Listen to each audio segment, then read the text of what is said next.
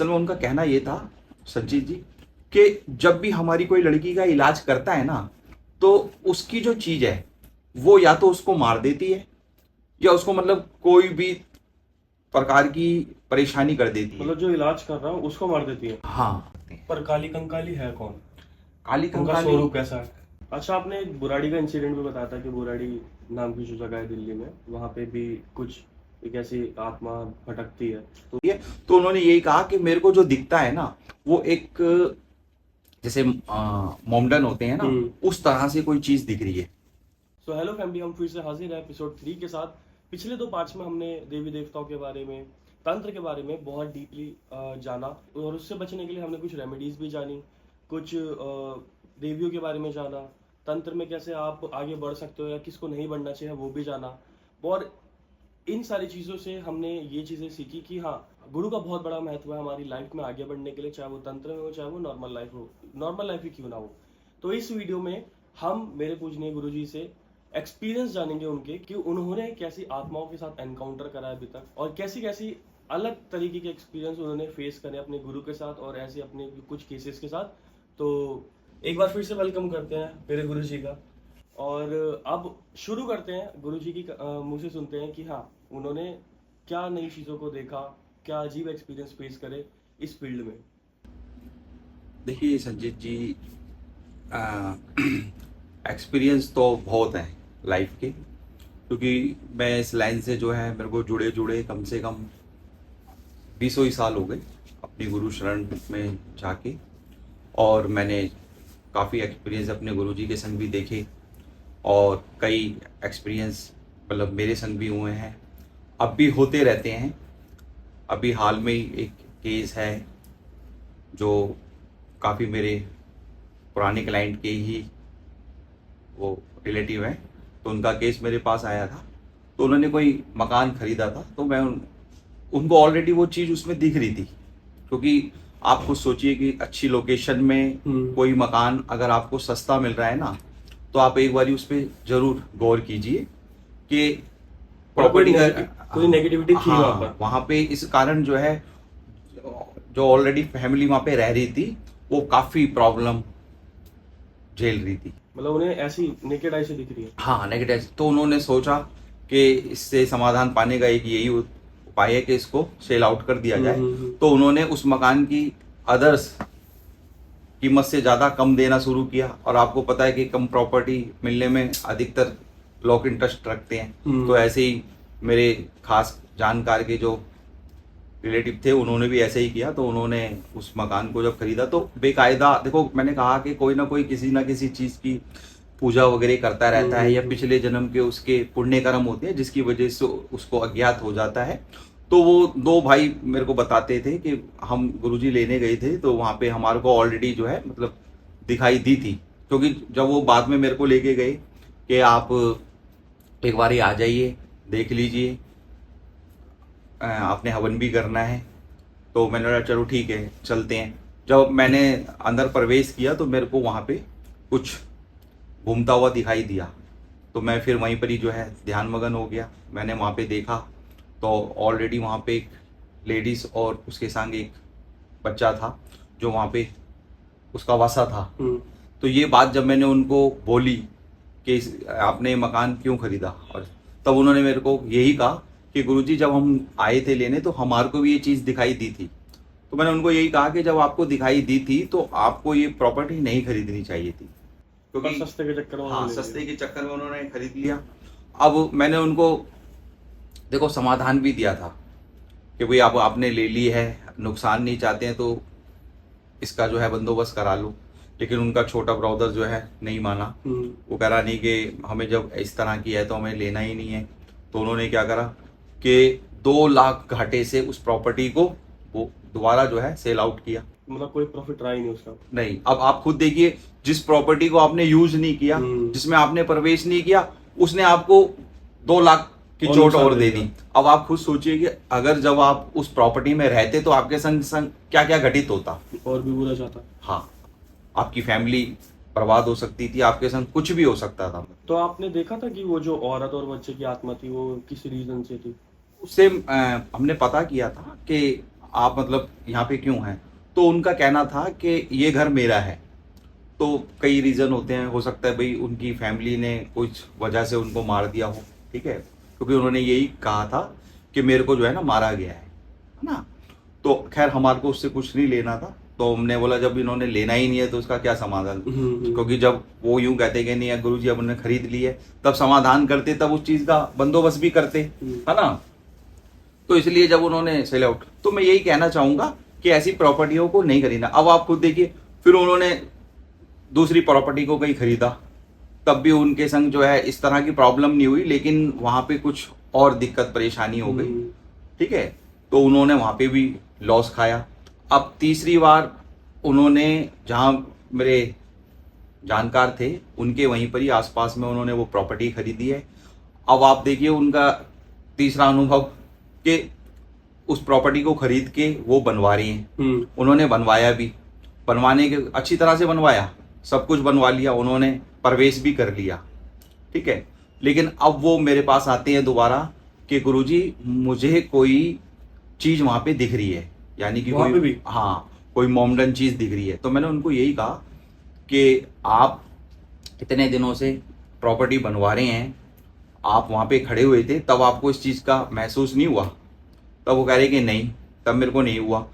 अब वो कह रहे हैं कि जब से मैं गया हूं, मैं एक एक रुपए के लिए परेशान हो गया हूं, मेरा काम धंधा नहीं चल रहा, जो उनका अपना स्वयं का बिजनेस है वो धीरे धीरे नहीं चल रहा। वो कह रहे मेरे को, मतलब ये समझ लो कि आज ऐसी स्थिति है कि मेरे को खाने के लिए भी सोचना पड़ता है, जिसमें कि उनको गए हुए अभी 1 मंथ या 2 मंथ के लगभग होने वाले हैं। मतलब उस प्रॉपर्टी में वो एंटर कर चुके हैं, हाँ, रह रहे एंटर हैं, कर और चुके हैं। रहने के साथ वो बेकार हो गया। और दूसरा देखिए, उन्होंने जो मेरे को एक बात कही, वो सबसे बड़ी बात, उन्होंने कहा कि पर्टिकुलर जो हमारे रूम्स है ना, उसके अंदर कभी दीवारों से काली काली जैसे धूप बत्ती टाइप की सी होती है ना, वो निकलती है।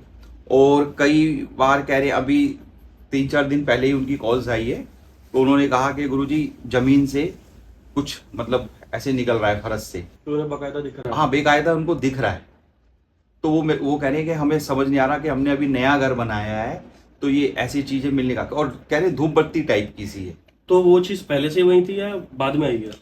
अब ऐसा है कि मैं तो अभी तक गया नहीं, क्योंकि अभी उन्होंने मेरे को बुलाया नहीं है, ठीक है। जब बुलाएंगे तब देखेंगे, नहीं बुलाएंगे तो वो अपना देखेंगे कहीं भी। लेकिन उन्होंने अभी जो है मेरे को फोन पे यही बात करी है कि गुरुजी इस तरह से हमारे संग घटनाएं हो रही है कि हमारे को दीवारों से, कभी फरस से, कभी कुछ धूप बत्ती टाइप की सी निकलती है। कह रहे जिसमें कि ऐसा नहीं है कि हमारे बच्चे बहुत छोटे हैं वो गिरा रहे हैं या हम गिरा रहे हैं। कह रहे चलो अगर गलती हुई भी है तो एक आध बारी कहीं धूप हाँ, होगी, एक बार कह रहे होगी, लेकिन 2 बारी होगी। वो फरस पे ठीक है, लेकिन वॉल पे कहाँ से आएगी। तो वो कह रहे कि हमारे को जगह जगह इस तरह की वो दिख रही है। तो उन्होंने यही कहा कि मेरे को जो दिखता है ना, वो एक जैसे मोमडन होते हैं ना, उस तरह से कोई चीज दिख रही है। और मैं जब से बहुत ज्यादा परेशान हूं, तो मैंने उनको पहले भी एक ही चीज कही थी कि देखिए जब भी आप कोई प्रॉपर्टी खरीदें तो आप किसी अच्छे सलाहकार जानकार से उस प्रॉपर्टी को दिखवा लीजिए। क्योंकि कई बार देखो ऐसा होता है, कई जगह पहले जंगल होता है, ठीक है। तो कई बार कुछ किसी को नेगेटिविटी पकड़ लेती हैं, तो कुछ भगत आते हैं या तांत्रिक आते हैं या ओझा वगैरह आते हैं, तो वो उतारा वगैरह जो करते हैं, तो वो कहते हैं कि जी इस उतारे को कहीं सुनसान जगह पे गाड़ दीजिए। अब आप खुद सोचिए कि उस टाइम पे तो उनके लिए वो जंगली मतलब वो जगह ही जंगल होती है, सुनसान जगह।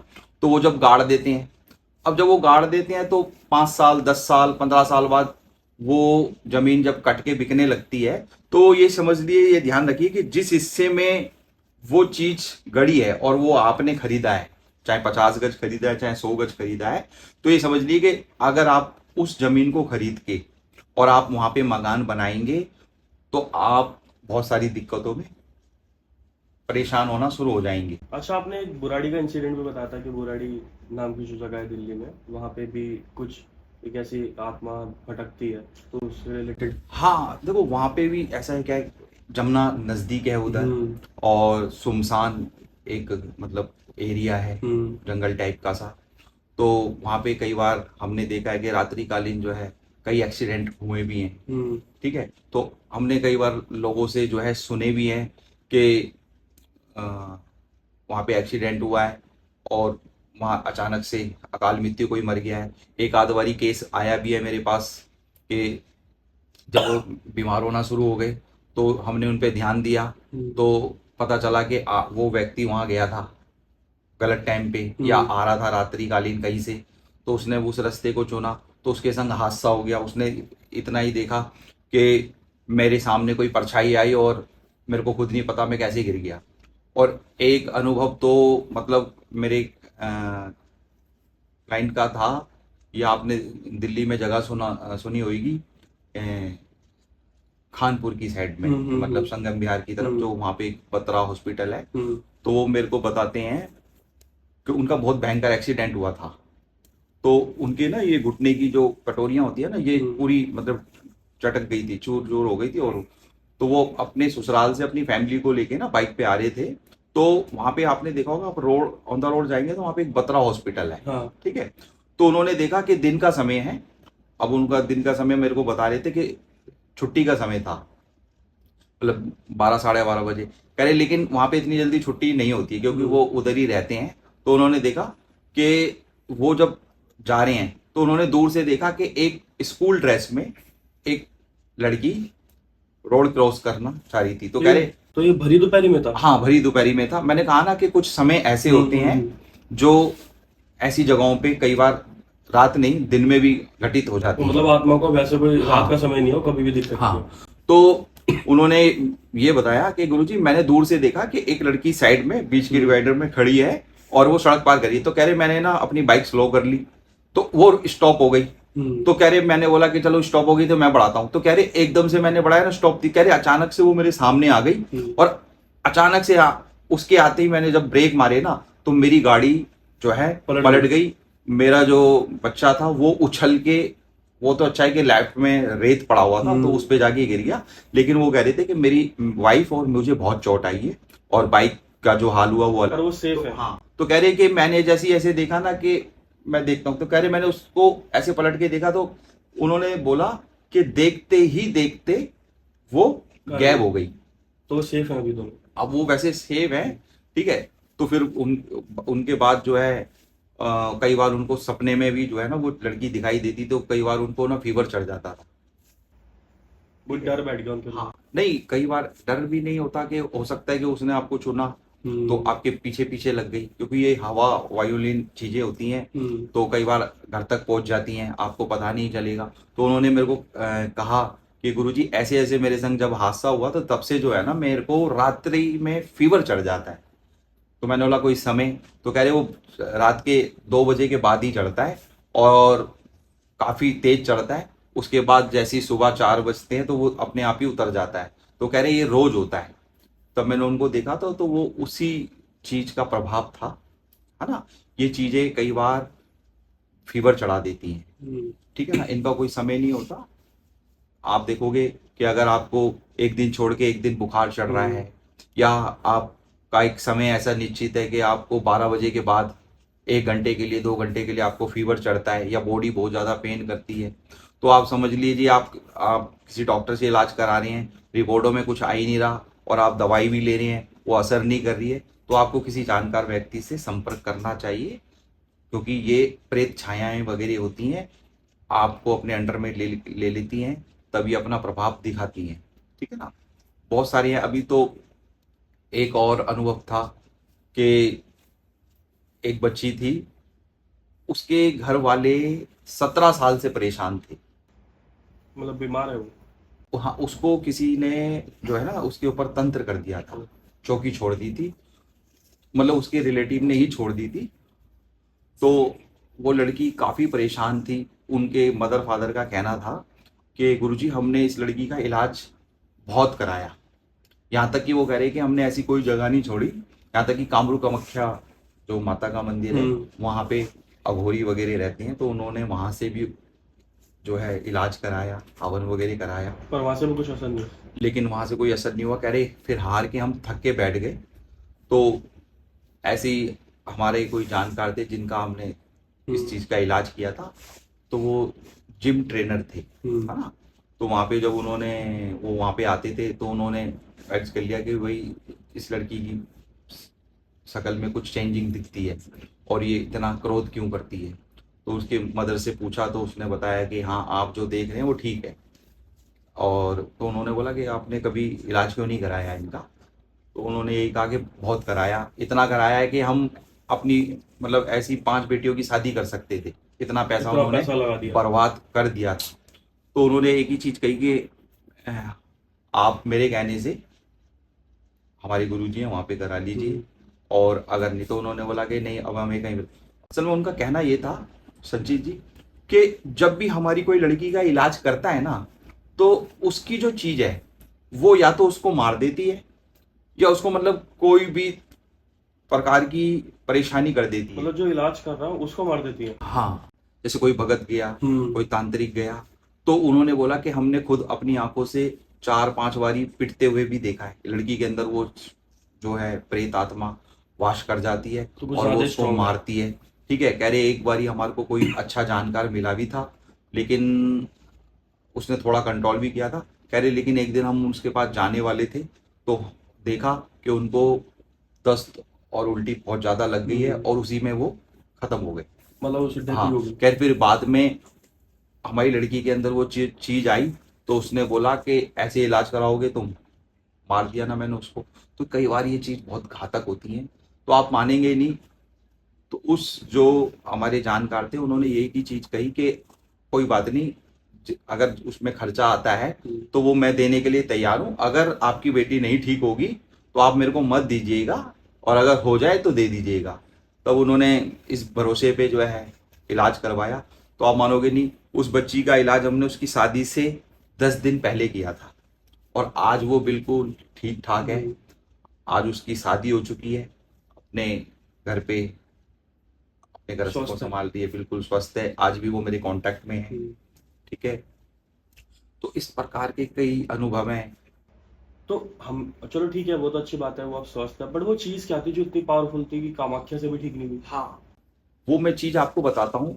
मैंने उनसे जो है ना 2 दिन का टाइम लिया। मैंने कहा आप मेरे को 2 दिन का टाइम दीजिए, मैं भी देखना चाहता हूँ कि ऐसी कौन सी चीज है कि जब उस लड़की का कोई इलाज करने जाता है तो उसको वो मतलब मार देता है। हमने जब देखा, 2 दिन में जब ध्यान में बैठा, तो मुझे शक्तियों के माध्यम से पता चला कि जो उसके ऊपर क्रिया कराई ना, वो जो चौकी के माध्यम से जो चीज छोड़ रखी थी वो खुद एक तांत्रिक था। मतलब पूरा तांत, उसके बाद और शक्तियां होंगी भी। हाँ, वो एक तांत्रिक था। यानी कि जब वो जीवित था तो वो खुद तंत्र करता था। ठीक है, अब जब तंत्र करता था तो आप समझ सकते हैं कि कई शक्तियों का वो भी मालिक होगा। तो मैंने जब ध्यान में ये चीज पाई, तो मैंने देखा कि जब भी उस लड़की का कोई उसके घर पे इलाज करने जाता है ना, तो वो क्या करता है कि जो इलाज करने जा रहा है उसकी शक्तियों को ना वो बंधन कर देता है। ठीक है, उसकी शक्तियों को बंधन कर देता है जब, तो जब वो अंदर घुसता है तो वो खाली होता है, यानी कि उसकी सुरक्षा करने वाला कोई नहीं होता। तब जाके वो अटैक कर देता है हैवी।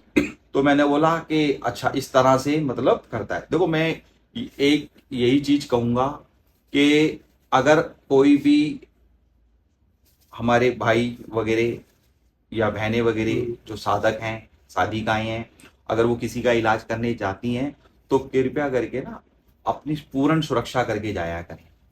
जो भी उनके गुरु ने उनको विधान बता रखा है वो, और कभी भी किसी चीज के अंदर डायरेक्टली हाथ नहीं देना चाहिए। सोचना चाहिए कि ऐसी कौन सी चीज है जो इतनी प्रभावी हो गई है कि किसी शक्ति से कंट्रोल नहीं हो रही। पर ये सोचने वाली बात है कि इतने लोगों ने इलाज करने का ट्राई करा, उन्होंने उस चीज के बारे में जानकारी ली नहीं। देखो मैंने आपको कहा संजीत जी, ये साधनाएं हैं, अलग अलग लेवल की होती हैं। जितना आप मेहनत कर लोगे उतना पालोगे। ठीक है, क्योंकि बताती ही शक्तियां ही हैं। ठीक है, कई बार ये चीजें हैवी हो जाती है आपकी, जिससे आप पूछ रहे हैं शक्ति से, वो इतनी प्रभावी नहीं है, तो वो कई बार उसको घुमा देती है। हमने तो कई बार ऐसे भी लोगों जिनके इलाज किए तो उनके अनुभव सुने हैं कि हमने गुरुजी किसी को भी बुलाते हैं तो वो आते आते उनकी बुद्धि घूम जाती है, तो वो उनको हमारा पता ही नहीं मिलता। तो वो पूरा दिन घूम के और चले जाते हैं और हमारे कांटेक्ट में भी नहीं रहते हैं। वो कहते हैं कि मेरी बुद्धि को पता नहीं क्या हो गया था। अब आप खुद सोचिए कि कई बार ऐसे करने वाले जो होते हैं उनकी बुद्धि घूम जाती है, या तो वो अपनी सुरक्षा नहीं करके जाते, या भाई इस तरह की मतलब उन्होंने सिद्धियां हैं उनके पास जो इस तरह से हो रही है। हमेशा आप ऐसे बनिए कि आपके ऊपर कोई चीज हैवी ना हो, ठीक है ना, आपके ऊपर कोई चीज हैवी ना हो, इस तरह से बनने का प्रयास किए। और इस तरह से बनने के लिए आपको निरंतर गुरु मंत्र का जाप और कुछ जो जिस शक्ति की आप आराधना करते हैं उससे रिलेटिव आप पूजन पाठन वगैरह मंत्र का जाप कीजिए, जिससे आप ऊर्जावान बने, जो आपकी वो सुरक्षा करे। कई बार हम ही अपनी शक्तियों को इतना कमजोर कर लेते हैं कि वो हमारी खुद रक्षा नहीं करती, तो हम दूसरे का वो करते हैं। ठीक है, आपने ये तो पता कर लिया कि वो तांत्रिक है, तो फिर आपने मतलब ऐसा किस तरीके से क्या चीजों को यूज देखो करा? संजीत जी, हमारे गुरु जी हमेशा हमारे को एक चीज बताते थे कि हवन बहुत बड़ी चीज है, ठीक है। तो हवन हमने जो है ना, हवन के माध्यम से ही जो अपने गुरु जी से ज्ञान पाया, उनके सानिध्य में रह के इस चीज को सीखा, तो हमने उस चीज को हवन के माध्यम से ही काटा। उसमें कुछ तांत्रिक मंत्रों से काटा, कुछ कवचों से काटा, कुछ उतारों से काटा, और उस चीज का बंधन करके पुनः उसको छोड़ दिया जहां वो वाशा रहना चाहिए उनका, ठीक है ना। और शरीर, उस लड़की का शरीर हमने कीलन कर दिया, तो आप कोई एंटर नहीं कर सकते? हाँ एंटर नहीं कर सकता। लेकिन वो ये कि अगर वो बच्चा गलती करे, वैसे मैंने उसको नियम बता दिए कि आपने क्या करना है, अगर वो कभी भी गलती करता है तो फिर वो खुद अपनी जिंदगी। तो ये तो एक्सपीरियंस मैंने एक और जान लिया, बट मैं ये पूछना चाहता हूँ कि शमशान से रिलेटेड बहुत सारी चीज़ें हैं, जैसे मशान हो गया और मशानी, बहुत सारी चीज़ें ऐसी हैं जो यूट्यूब पे भी आपको बहुत दिख जाएंगी, और उन सारी चीज़ों को देख के लोग ना शमशान में चले जाते हैं। अब वहाँ से रिलेटेड कोई एक्सपीरियंस आपका हो, आप हमें बताइए। और एक नॉर्मल इंसान कैसे शमशान में जाए, क्या सावधानियां उसे रखनी चाहिए, क्या चीज़ें नहीं करनी चाहिए, वो भी आप बताइए। देखिए संजय जी, मैं एक बात कहूंगा कि नॉर्मल इंसान को तो जाना नहीं चाहिए, क्योंकि अगर उनको कोई कार्य है, अगर वो गुरु सानिध्य में है या किसी की जानकारी के अंडर में है और उनको कोई काम है, मैं आजकल मैंने ये भी देखा है कि शमशान में आम मनुष्य जो है, गृहस्थ वाला, वो शमशान के अंदर माँ भगवती, शमशान काली का मंदिर होता है, बाबा भैरवनाथ के मंदिर होते हैं, तो वहाँ पे वो पूजा वगैरह करने चले जाते हैं, है ना। तो वहाँ पे भी यही मैं कहूँगा कि सावधानियां बरतनी चाहिए, क्योंकि आपकी एक गलती जो है बहुत बड़ा नुकसान पैदा कर सकती है आपके जीवन में। हाँ, जान से भी नहीं जाएगा तो वो मतलब जीते जी मरने वाला मृत समान हो जाएगा, क्योंकि ये चीजें व्यक्ति को बर्बाद करने का कार्य करती हैं, बंधन करने का कार्य करती हैं गलती से।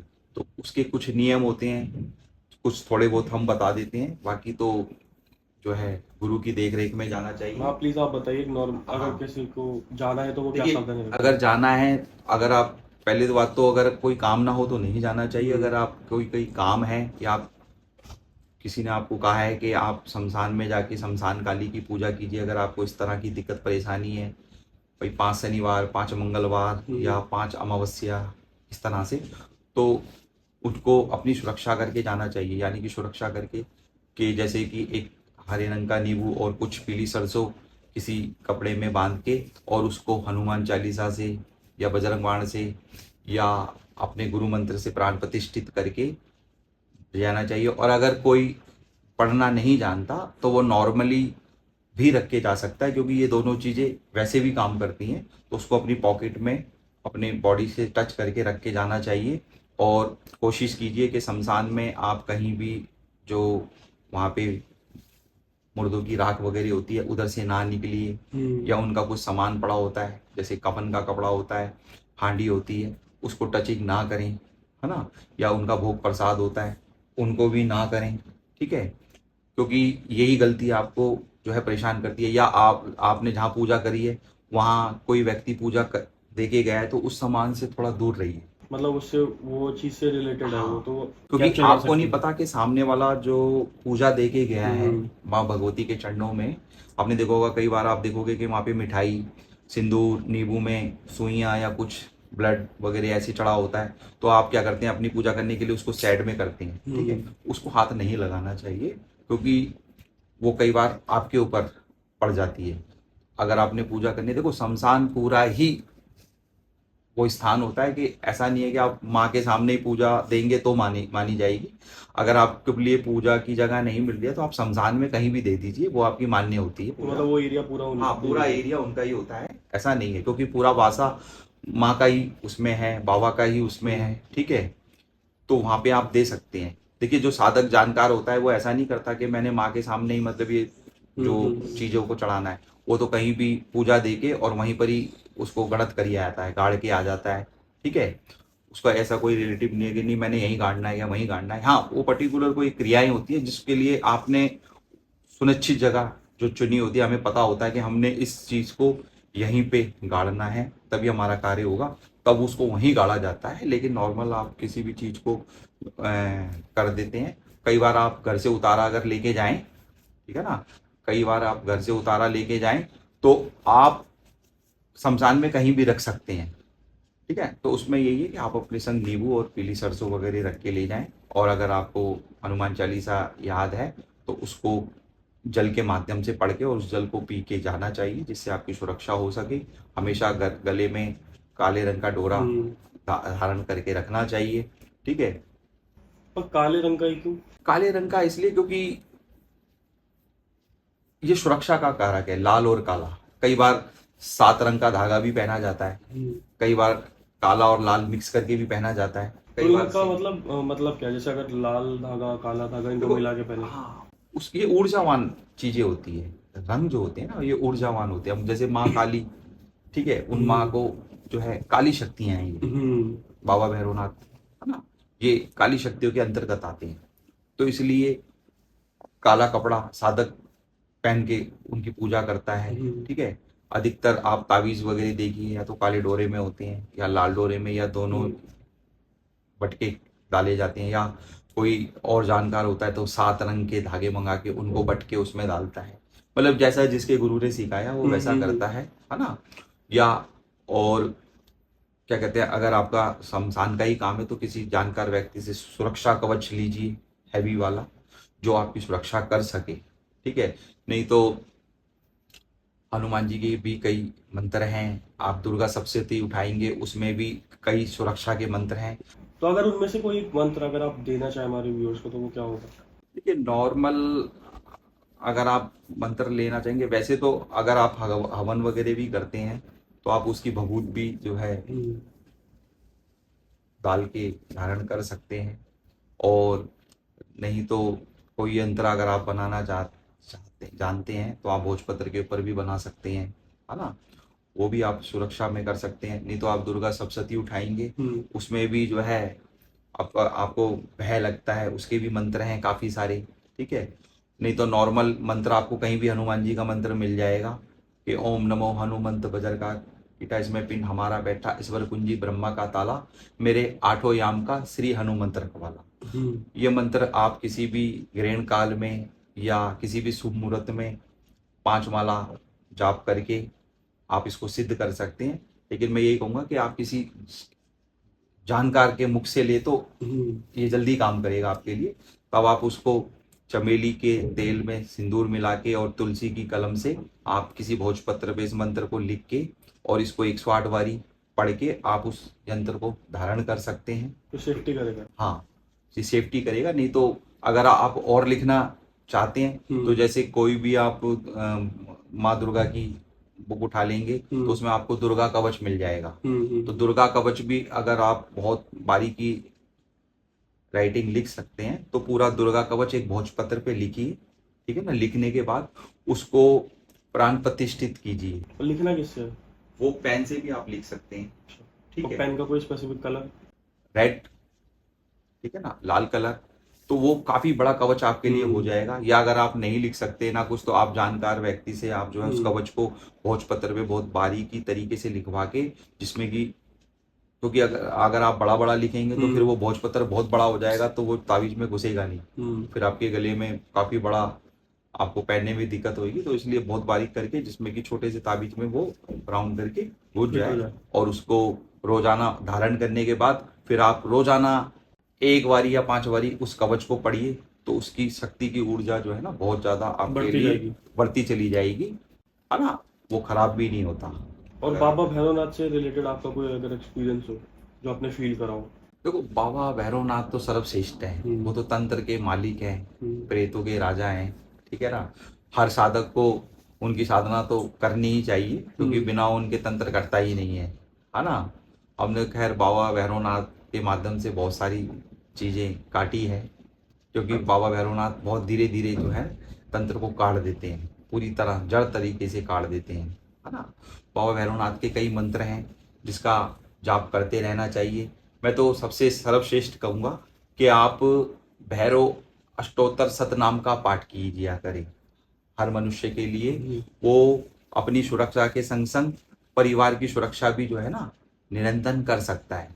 तो बाबा भैरवनाथ का अष्टोत्तर शतनाम आपको निरंतर 5 बारी पाठ करना चाहिए, जिससे आप अपनी सुरक्षा और अपने घर की सुरक्षा कर सकते हैं। अगर आप उसको लॉन्ग समय तक लंबे टाइम तक अगर पढ़ते रहेंगे तो आप खुद देखिएंगे, अगर आपके घर में कोई भी नेगेटिविटी है या किसी ने चौकी छोड़ दी है तो आप देखेंगे कि आप धीरे धीरे धीरे धीरे वो चौकी जो है वहां से कट जाएगी, और कोई नेगेटिविटी चीज जिसने वासा कर रखा है वो आपका घर छोड़ के या शरीर छोड़ के चली जाएगी। मतलब जितनी बदतर से बदतर चीज हो भगवान भैरव के थ्रू हाँ, काट सकते बाबा हैं। भैरव नाम के 108 नाम का उच्चारण करना चाहिए, ठीक है। एक चौमुखी दीपक उसके नीचे उड़द लगा के जला के और आपको बैठ जाना चाहिए। उसमें कौन सा लाइक तेल कौन सा डालना चाहिए? सरसों के तेल का दीपक लगता है बाबा भैरवनाथ को, ठीक है। और महीने में कालाष्टमी आती है, तब जाके एक महीने में एक बारी कालाष्टमी किसी बाबा भैरवनाथ के मंदिर में, जो बाबा को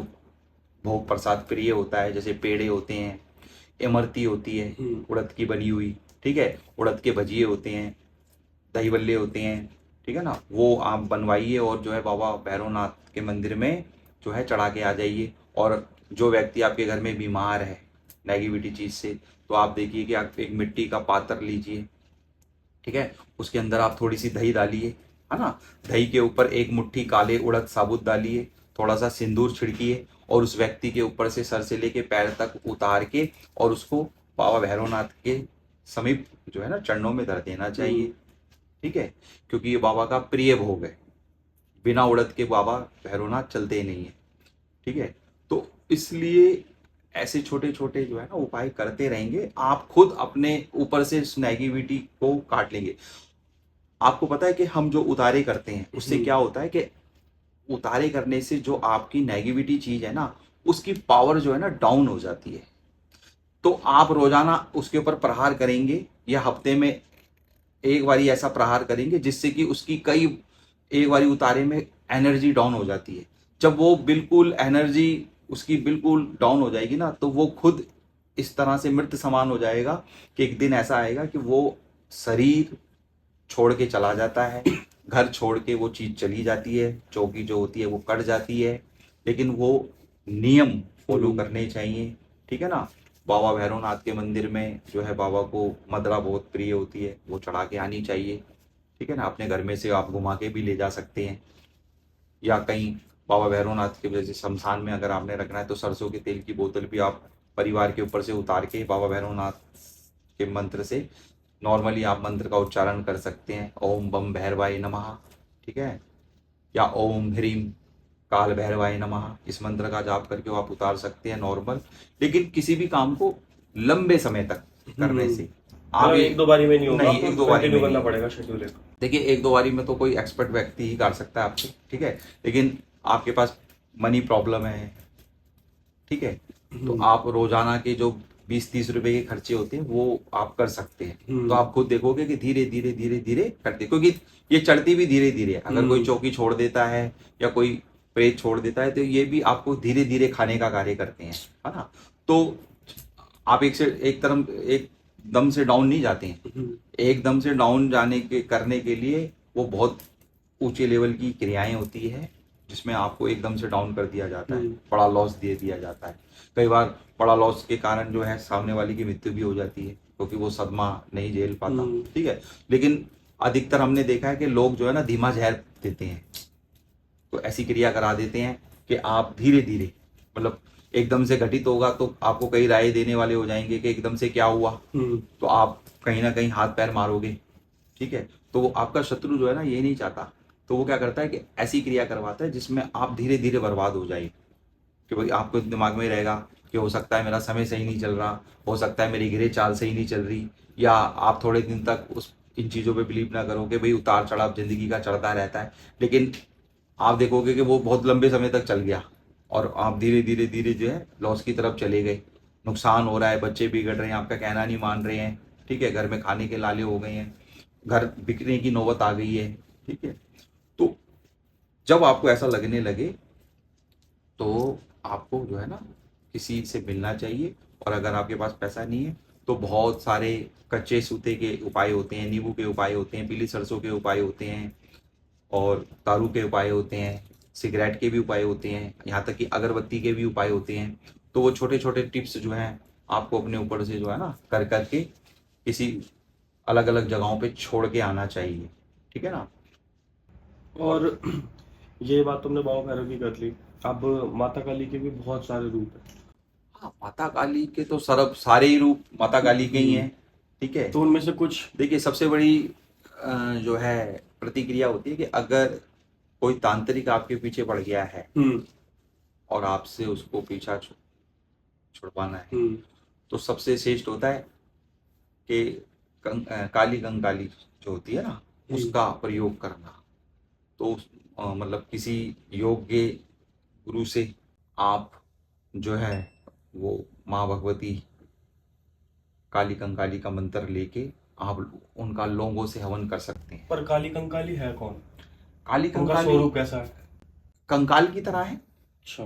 काली कंकाली जब बोला जाता है कि तो कंकाल काली है तो कंकाल की तरह रहती है, ठीक है ना। कई साधक तांत्रिक लोग इनकी साधना करके इनको सिद्ध करके और इनका गलत प्रयोग करते हैं, छोड़ देते हैं। आप देखोगे कि शरीर सूखने लगता है। मतलब जिनके ऊपर छोड़ते हैं हाँ, उनका छोड़ते शरीर। हैं। ये जो माँ है ना ये तांत्रिक क्रियाओं को नष्ट करने वाली होती है। तो कोई व्यक्ति साधक भगत ओझा पंडित तांत्रिक अच्छे लेवल का जानकार होता है तो वो आपकी तंत्रिक क्रियाओं को इन्हीं के माध्यम से काटा जाता है, ठीक है। वैसे बहुत सारी चीज़ें प्रयोग होती हैं इनके, कई सारी चीज़ें हैं, कई चीज़ों से हवन होता है इनका। तो अगर आप नॉर्मल लौंग से भी अगर इनका हवन करते हैं तो आप अपने ऊपर की हुई तांत्रिक विद्याओं को नष्ट कर सकते हैं। लेकिन मैं फिर भी बाद में बार बार यही कहूँगा कि किसी जानकार की देख रेख में ये कार्य करना चाहिए, क्योंकि ये उग्र शक्ति है ना। वैसे तो 10 महाविद्याओं में सर्वश्रेष्ठ सारी हैं, धूमावती माता भी जो है शत्रु विनाश के लिए बनी हुई है ना। तो मेरा मानना है कि धूमावती माता की पूजा स्वागन स्त्रियों को नहीं करनी चाहिए। कई बार हमने ये देखा है कि कुछ साधक लोग जो होते हैं जिन्होंने माँ धूमावती की साधना करी होती है तो वो किसी का इलाज कर रहे होते हैं तो वो स्त्री को बिठाए रखते हैं अपने मतलब हवन में या किसी में, तो वो स्त्री स्वागन होती है तो उससे आहुतियाँ डलवाते हैं और उनसे पूजा करवाते हैं, क्योंकि धूमावती माता विधवा है तो स्वागन स्त्रियों को उनकी पूजा नहीं करनी चाहिए। या तो उनकी पूजा जो है विधवा स्त्री करे तो श्रेष्ठ होता है, या फिर पुरुष को ही करनी चाहिए, लेकिन जानकार। इसके बाद अगर हम बात करें कि लोगों को सबसे ज़्यादा तो फाइनेंशियल इशू है, तो फाइनेंस से रिलेटेड कोई अगर टोटके हो या किस मतलब महालक्ष्मी से रिलेटेड कोई उपाय। देखो ऐसा होता है कृष्ण जी, अगर आपका बंधन लक्ष्मी जी का कर दिया है तो पहले आपको बंधन खोलना पड़ेगा या खुलवाना पड़ेगा, ठीक है। और रही तो अगर आपको इस तरह की प्रॉब्लम आ रही है तो कुछ बहुत छोटे छोटे टोटके होते हैं, है ना। तो आप हर शुक्रवार के दिन खीर से हवन कर सकते हैं, खीर से हवन माँ लक्ष्मी का। उसके लिए कोई पर्टिकुलर मंत्र यही होता है कि ओम ह्रीम महालक्ष्मी नमः, है ना, या ओम ह्रीम श्रीम महालक्ष्मी नमः, या और भी बड़े मंत्र होते हैं, या श्री सुक्तम से भी आप पाठ कर सकते हैं अगर आपको पढ़ना आता है ना। और माँ भगवती लक्ष्मी जी की पूजा करनी चाहिए। कई बार उनके आगे आटे का दीपक बना के 9 बत्तियों वाला वो जलाना चाहिए देसी घी का, है ना। उससे भी कृपा खुलने लगती है। लेकिन पहले आप देखिए कि अगर आपके ऊपर बंधन है ना तो वो नॉर्मल तरीके से नहीं लक्ष्मी बंधन कर देते हैं अधिकतर लोग, तो आपके पास जो है मार्ग बंद हो जाते हैं पैसे के, तो उनको खुलवाना बहुत जरूरी होता है। क्योंकि सामने वाला शत्रु हमने देखा है कि वो जब बंधन कराता है उसे पता है कि इसकी मनी प्रॉब्लम कोई ब्लॉक कर दिया जाए तो ये किसी लायक नहीं रहेगा, और आपको पता है सारे काम पैसों से होते हैं। आजकल के में पैसा बहुत जरूरी है। हाँ, तो इसलिए वो जो है ना मोहताज होता है। तो उसमें क्या होता है कि पैसा आता भी है लेकिन रुकता नहीं है, और आपको खर्चों का भी नहीं पता चलेगा कि ये खर्च कहाँ हुए हैं।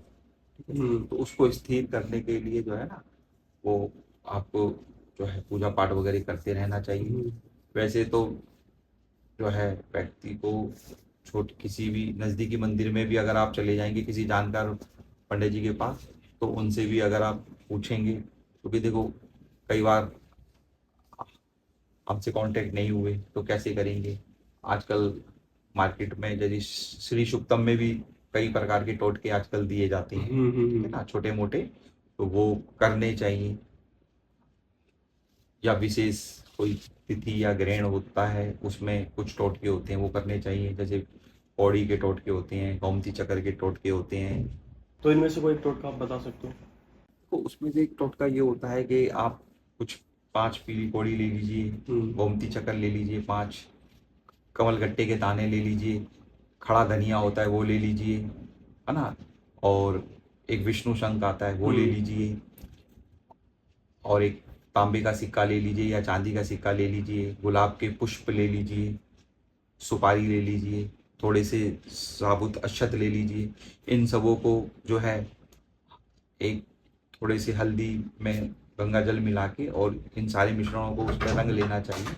रंगने के उपरांत जो है एक लाल कपड़े में या पीले कपड़े में बांध के और उसकी पोटली सी बना के और रखनी चाहिए, और श्री सुक्तम का पाठ करना चाहिए या लक्ष्मी मंत्र का जाप करना चाहिए। माँ लक्ष्मी से प्रार्थना करनी चाहिए कि माँ ये उपाय जो है हम कर रहे हैं, जो टोटके कर रहे हैं, इससे आप हमारे पास स्थिर रूप में विराजमान होइए, है ना। ऐसा करके आप जहाँ धन रखते हैं आप उसको वहाँ रख दीजिए, लेकिन किसी विशेष मुहूर्त में, है ना, जैसे होली हो गई, दिवाली हो गई, ग्रहण काल हो गया, इस चीज में करना श्रेष्ठ माना जाता है। तो मतलब ये सारे टोटकों से अच्छा खासा मतलब इम्प्रूवमेंट देख सकते हैं फाइनेंसिस में। पहले तो बात तो देखिए, आप अपने घर में साफ सफाई रखिए, सबसे बड़ी बात, क्योंकि माँ लक्ष्मी जो है साफ सफाई में आती है। गंदगी में तो एक नॉर्मल इंसान भी रहना पसंद नहीं करेगा। देखिए, जैसे सुबह आप सूर्य निकलने से पहले उठ के झाड़ू मारिए, उस कूड़े को आप घर में मत रखिए, क्योंकि कूड़ा जो होता है ना दरिद्रता का कारक होता है, तो हम उस दरिद्रता को घर से बाहर करना चाहते हैं। तो सुबह सूर्य निकलने से पहले उठना चाहिए, उठ के जो है झाड़ू मारनी चाहिए, सारा कूड़ा जो है बाहर फेंक के आना चाहिए, घर के आंगन को धोना चाहिए। अपने घर में हफ्ते में एक बारी सुगंधित चीज का छिड़काव अवश्य करना चाहिए। सुगंधित, हाँ, सुगंधित धूप बत्ती का प्रयोग करना चाहिए, जैसे गूगल की हो गई, गुलाब की हो गई, चंदन की हो गई, है ना। इस चीज से जो है करना चाहिए, और स्वयं भी अपने आप को स्वस्थ रखना चाहिए।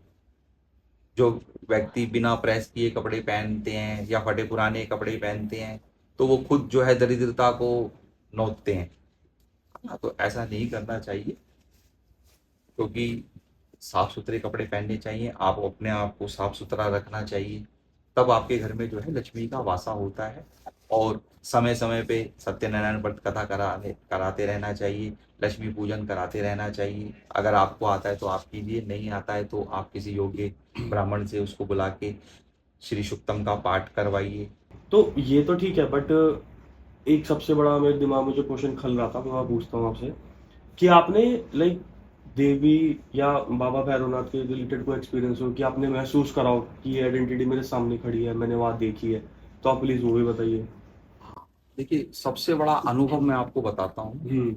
जब मैं अपने गुरु शरण में रहता था, तो वो मेरी जिंदगी का सबसे बड़ा अनुभव था, जो मैंने मतलब शक्ति को महसूस किया था।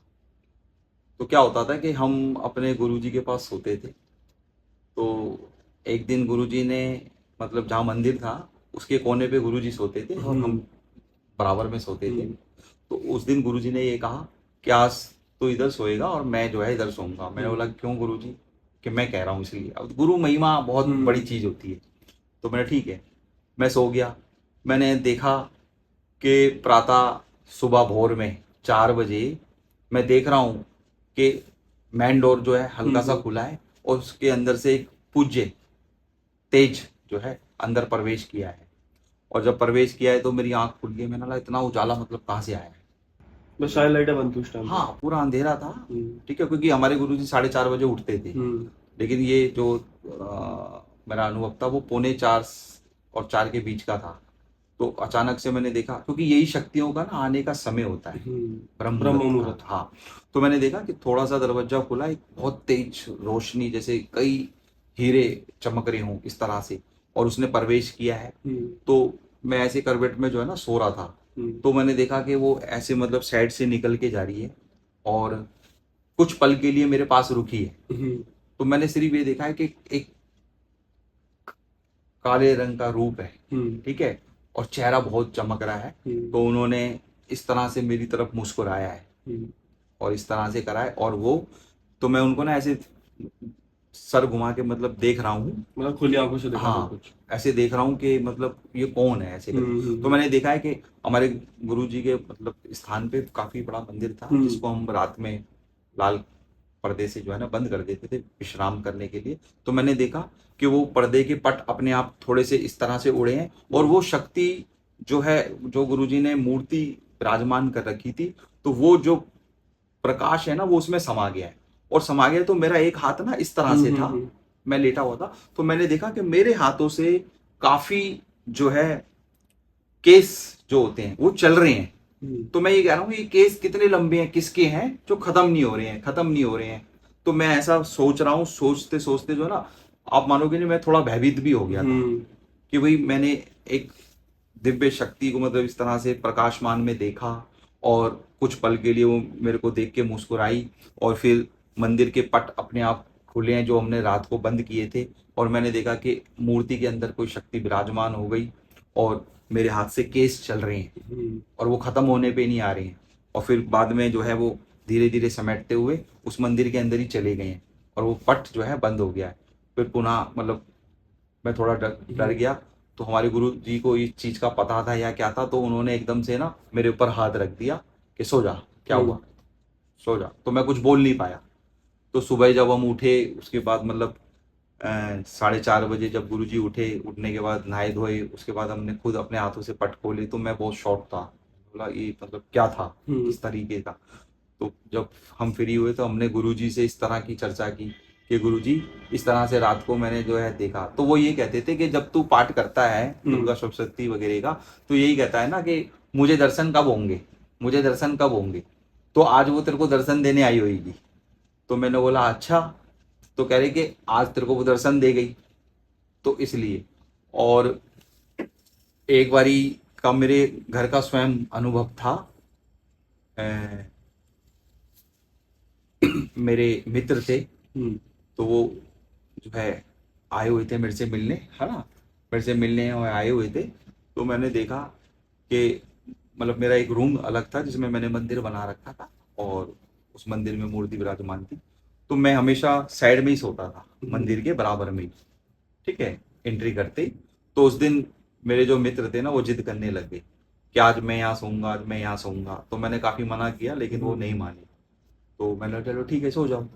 तो वही आप प्रातःकाल जो है उन्होंने देखा कि भाई कोई शक्ति मतलब इस तरह से आई है, और आने के बाद जो है अब वो थोड़ा रास्ता नहीं मिला था। तो उसने देखा कि किसी ने मेरी छाती पे ना चरण धर दिए, और उसको आवाज आई है कि साइड में क्यों नहीं सोता, ठीक है। तो वो बड़बड़ा के उठ गया। उसने देखा कि पता नहीं कौन सी ऐसी शक्ति है जो ऐसा बोल रही है, और एकदम से मंदिर में उजाला सा हो गया है। तो वो उनकी आंखें खुल गई। तो उन्होंने उसी पल मेरे को बताया कि भाई वो आप पटेल जी अपनी जगह पे ही आ जाइए, मेरे को नहीं सोना है यहाँ पे। डर लग गया, उनको डर लग गया। तो मतलब शक्ति के अनुभव ऐसे होते हैं, आप लंबे समय तक किसी शक्ति की आराधना करते हैं ना, तो उस शक्ति को भी आपसे प्रेम हो जाता है, समझ रहे हैं। क्योंकि आप जब प्रेम कर सकते हैं तो उसको भी आपसे प्रेम हो जाता है, आपसे वो भी आपके बिना एक पल जो है ना रहती नहीं है। क्योंकि माँ बच्चे का जो इस तरह का संबंध होता है ना। तो ये सारी चीजें हैं, काफी अनुभव रहे हैं हमारे, आज भी होते रहते हैं, हम्म। आज भी और ये आगे भी चलते ही रहेंगे। आगे चलते रहेंगे। जब तक आप शक्ति से जुड़े हैं तो वो रहेंगे, ठीक है। लेकिन ये है कि आप कभी भी उसका अनुमान नहीं कर सकते कि आज मेरे को मिलना है। शक्ति की जब इच्छा होगी तो आपसे मिलेगी, और किस रूप में मिल जाए, किस रूप में।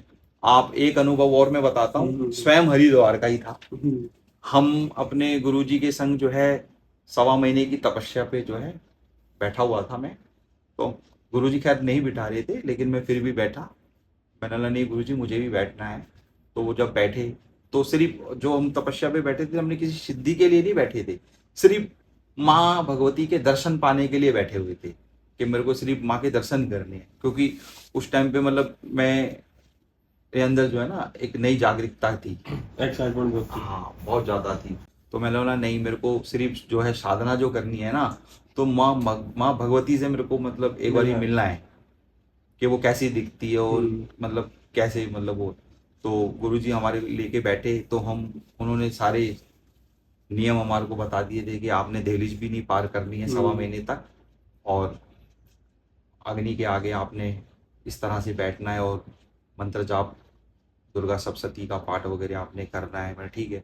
जब 1.25 महीने बाद फिर हम जो है गुरुजी के संग यहाँ पे हरिद्वार आए, तो हमने देखा, हमने स्नान करके जो है एक होटल में मतलब बैठे। तो मैं जैसे ही मैं स्नान करके निकला ना वहाँ से हरिद्वार की पौड़ी से, तो आपने देखा होगा नीचे एक रास्ता उतर रहा है, तो वहीं से ना एक ऐसी मतलब लेडीज मेरे पीछे लग गई, जो मतलब मैली कुचैली सी टाइप की सी होती हैं, है ना, और ऐसे, और जो है ना वो मतलब मेरे को देखे जा रही हैं, देखे जा रही हैं, देखे जा रही हैं।